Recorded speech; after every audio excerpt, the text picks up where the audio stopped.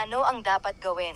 Kapag naipit ang buto ng isda sa iyong lalamunan, kung ang buto ng isda ay natigil sa iyong lalamunan, maaari itong maging masakit at nababahala.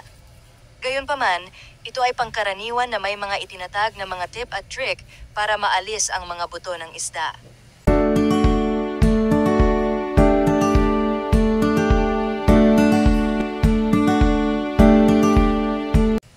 Ang hindi sinasadyang paglunok ng buto ng isda ay karaniwan. Ang mga buto ng isda ay maliliit at maaaring madaling makaligtaan habang naghahanda ng isda o kapag ngumunguya. Mayroon silang matutulis na mga gilid at kakaibang hugis na ginagawang mas malamang kaysa sa ibang pagkain na makaalis sa lalamunan. Ano ang pakiramdam nito? Kung mayroon kang buto ng isda na nakabara sa iyong lalamunan, malamang na mararamdaman mo ito. Maaari ka ring makaranas ng alinman sa mga sumusunod na sintomas.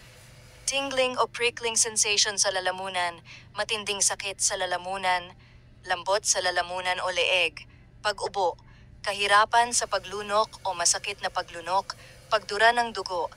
Aling mga isda ang naglalaman ng mga buto na madaling makaligtaan?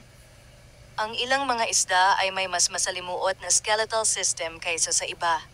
Maaari nitong gawing mas mahirap silang i-debone. Sa pangkalahatan, ang isda na inihain ng buo ay ang pinakamapanganib. Ang ilang mga halimbawa ng isda na mahirap ganap na tanggalin ng buto ay kinabibilangan ng shad, pike, pamumula, trout, salmon. Paano alisin ang buto ng isda sa iyong lalamunan? Ang paglunok ng buto ng isda ay bihirang emergency, kaya maaaring gusto mong subukan ang ilan sa mga remedyo sa bahay na ito bago pumunta sa opisina ng doktor. Unang, marshmallows. Maaaring kakaiba ito, ngunit ang marshmallow ay maaaring ang kailangan mo upang maalis ang buto sa iyong lalamunan. Nguyain ang marshmallow ng sapat lamang upang lumambot, pagkatapos ay lunukin ito sa isang malaking lagok. Ang malagkit, matamis na substance ay kumukuha sa buto at dinadala ito pababa sa iyong tiyan. Ikalawang, olive oil. Ang langis ng oliba ay isang natural na pampadulas. Kung mayroon kang buto ng isda na nakabara sa iyong lalamunan, subukang lunukin ang 1 o 2 kutsara ng tuwid na langis ng oliba. Ito ay dapat na nakabalot sa lining ng iyong lalamunan at ang buto mismo na ginagawang mas madali para sa iyo na lunukin ito o maubo. 3, ubo. Karamihan sa mga buto ng isda ay naipit mismo sa likod ng iyong lalamunan, sa paligid ng iyong mga tonsil. Ang ilang malakas na pag-ubo ay maaaring sapat na upang kumalas ito. Ika-4 na saging. Natuklasan ng ilang tao na ang mga saging, tulad ng mga marshmallow, ay humawak sa mga buto ng isda at hinila ang mga ito pababa sa iyong tiyan. Kumain ng isang malaking kagat ng saging at hawakan ito sa iyong bibig nang hindi bababa sa 1 minuto. Bibigyan ito ng pagkakataong sumipsip ng laway.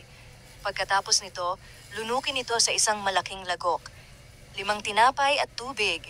Ang tinapay na sinawsaw sa tubig ay isang klasikong panlilinlang para sa paglabas ng nakatusok na pagkain sa iyong lalamunan. Ibabad ang 1 piraso ng tinapay sa tubig nang humigit kumulang 1 minuto. Pagkatapos ay kumuha ng malaking kagat at lunukin ito ng buo. Ang pamamaraang ito ay nagpapabigat sa buto ng isda at itinutulak ito pababa. Ika-6 na soda o soft drinks. Sa loob ng maraming taon, ang ilang mga health practitioner ay gumagamit ng cola at iba pang carbonated na inumin upang gamutin ang mga may pagkain na nakabara sa kanilang lalamunan. Kapag pumasok ang soda sa iyong tiyan, naglalabas ito ng mga gas. Ang mga gas na ito ay tumutulong sa pagwasak ng buto at pagbuo ng presyon na maaaring mag-alis nito. Ika-7, suka. Ang suka ay napaka-acidic.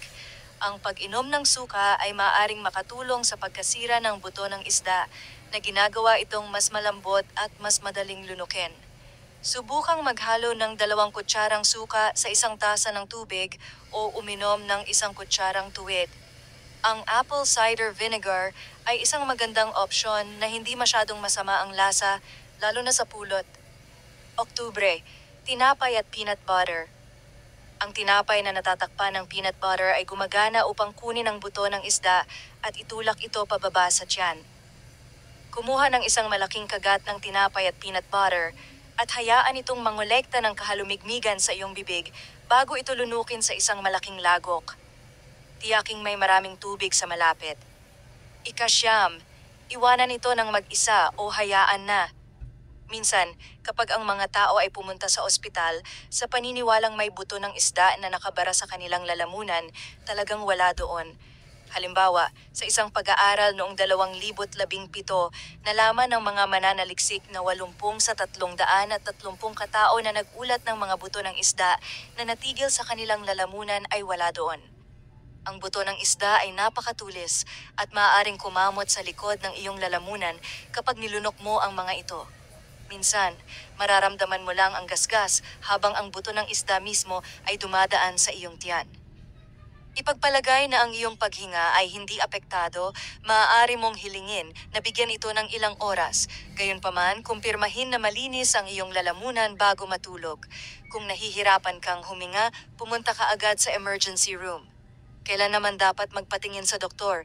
Minsan, ang buto ng isda ay maaaring hindi lalabas ng mag-isa. Kung ganoon, magpatingin ka agad sa doktor. Kung ang buto ng isda ay natigil sa iyong esophagus o sa ibang lugar sa iyong digestive tract, maaari itong magdulot ng isang tunay na panganib. Maaari itong magdulot ng pagkapunit sa iyong esophagus, abscess, at bihira, mga komplikasyon na nagbabanta sa buhay. Kumonsulta sa doktor kung matindi o hindi nawawala ang iyong pananakit pagkalipas ng ilang araw. Kumuha ng agarang tulong medikal kung nakakaranas ka ng pananakit ng dibdib, pasa, pamamaga, labis na paglalaway, kawalan ng kakayahang kumain o uminom,